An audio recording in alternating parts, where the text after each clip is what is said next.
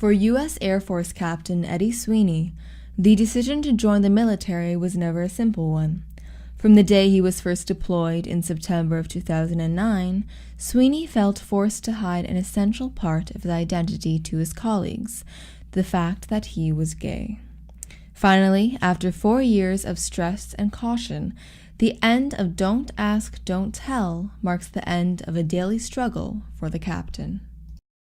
I couldn't tell people that I was with what was going on. And that's very difficult, especially when you're in a deployed environment and all you want to do is talk to somebody that, that cares about you and loves you. And it can be hard.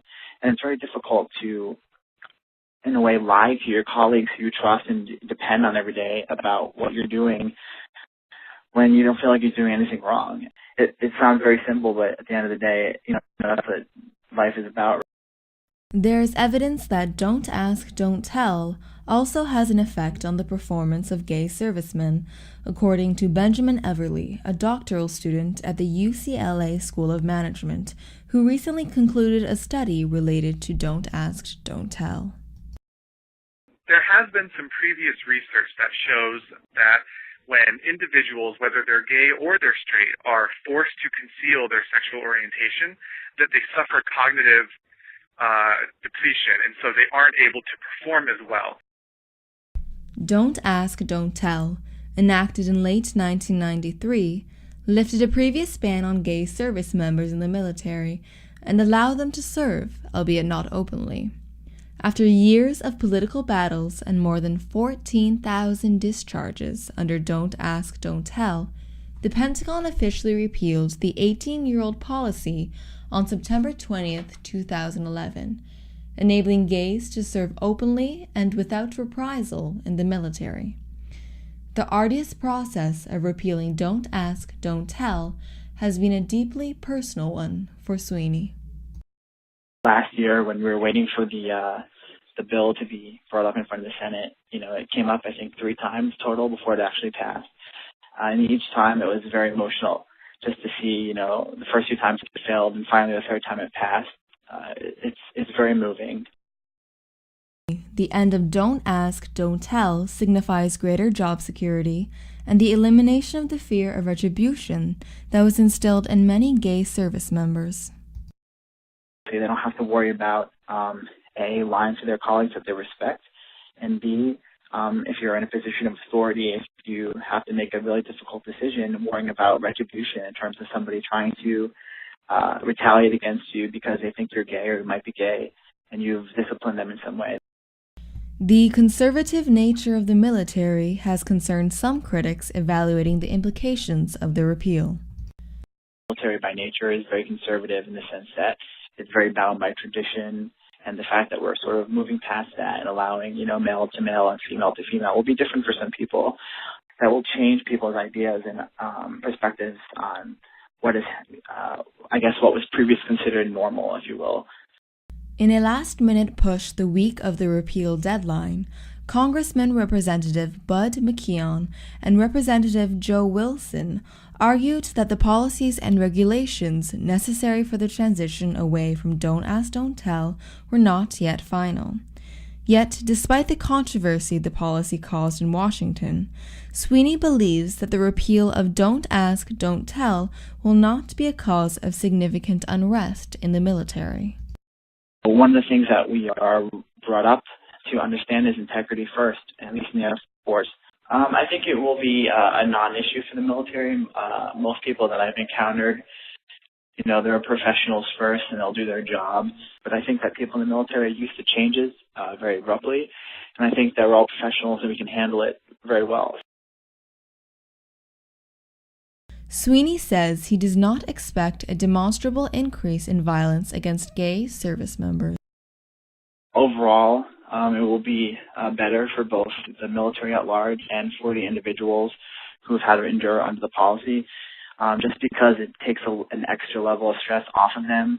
I think on overall, speaking on a macro perspective, that the military overall is a very professional organization, and people who may not support it will keep their views to themselves and respect the decisions of our colleagues. Sweeney's belief that the repeal will be a non-issue in the military was previously raised when Don't Ask, Don't Tell was first implemented in 1993. The National Defense Research Institute, which conducts research for a variety of defense agencies, concluded in 1993 in a published study that if the policy were implemented with care, the ban on gays could be lifted with little or no adverse consequences for recruitment and retention. Now, the findings of a recent study by Everly suggest that the repeal of Don't Ask, Don't Tell may have positive implications for the military. Well, the focus of the study was to see whether performance of teammates who worked with a gay colleague was affected by whether the gay colleague chose to disclose or conceal his sexual orientation. So what we found was that when the gay colleague chose to disclose his sexual orientation, his teammate actually performed better than when he concealed his sexual orientation. Everly believes that the conclusions of the study are optimistic and bode well for those who are campaigning for the rights of gays in the Army. Sweeney believes that one issue that needs to be addressed is the lack of resources for LGBT, that is, lesbian, gay, bisexual, and transgender service members. One of the things that I personally found pretty shocking was even among the LGBT members in the military, they didn't know what was happening in Congress necessarily, or what things affected them and what their rights were. In addition to being an Air Force captain, Sweeney also acts as the editor of OutServe magazine, an LGBT-oriented military magazine which is associated with OutServe, one of the largest resource groups for actively serving gay military members. Our main goal and mission is to just be a source of information for LGBT troops and also for our straight counterparts in the military, just to demonstrate to them that we're no different than them. Sweeney believes that as a serviceman, their role in the United States military should come before all other differences. That there might be some things that make us separate from them, but together, collectively, we are still the United States military, and we'll fight for the freedoms that are important to us, and that's really our main goal.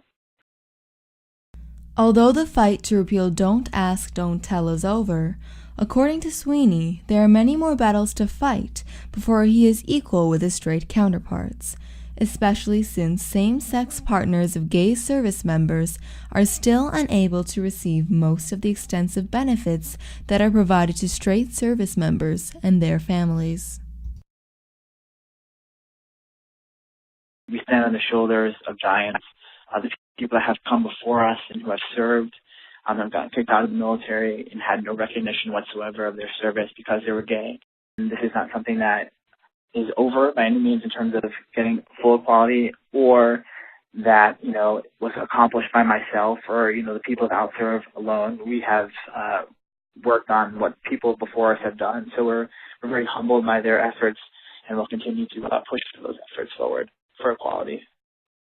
David McKean, the legal director for the nonprofit LGBT-oriented Service Members Legal Defense Network, believes that obtaining key benefits, such as healthcare coverage and housing allowances, is the clear next step in the fight for gay equality in the military.